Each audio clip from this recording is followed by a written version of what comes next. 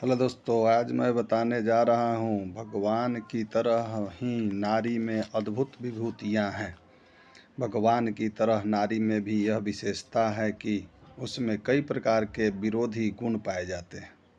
वह प्रेम की पुतली है।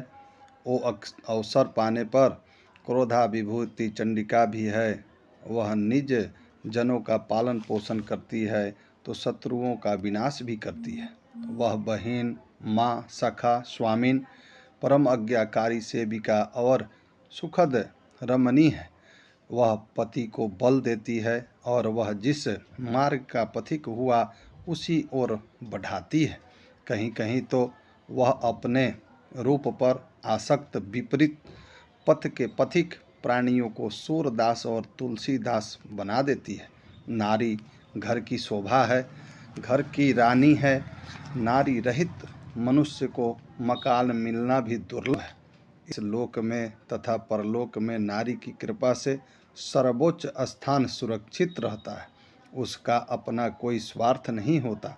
वह पति के सुखों की कामना करता है और दुखों में दुख। वह पति के लिए ही जीवित रहती है तथा पति के लिए ही अपना सर्वस्व त्याग करने से भी नहीं हिचकती।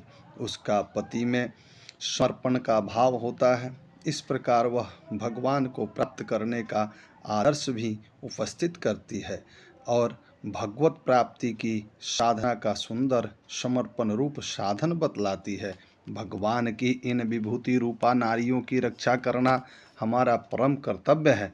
हम केवल इनकी रक्षा कर लें तो वे अन्य सभी बातों से हमारी रक्षा कर लेंगी। नारी की रक्षा हो गई तो धर्म की रक्षा हो गई। इस गए गुजरे जमाने में नारी ही धर्म को सुरक्षित रख सकती है। पुरुष वर्ग ने धर्म को प्रायः छोड़ दिया है। धर्म के लिए असंख्य नारियों ने जौहर व्रत किया है। आज भी धर्म रक्षणार्थ हजारों नारियां अग्नि तथा विष की ज्वाला में अपने को जला जलाकर जौहर दिखला रही है। इस अधर्म के अंधकार युग में नारी ही सूर्य की तरह धर्म का प्रकाश दे रही है। सुहद प्रभु की भांति नारी देना ही देना जानती है। वह लेती भी है तो देने के लिए थोड़ा लेकर अत्यधिक देती है। जैसे भगवान अपना अपमान सह सकते हैं पर भक्त का अपमान कभी नहीं सहते, उसी प्रकार नारी अपना अपमान सह सकती है पर पति का नहीं। इसके लिए दक्ष कन्या सती का इतिहास ही प्रसिद्ध है।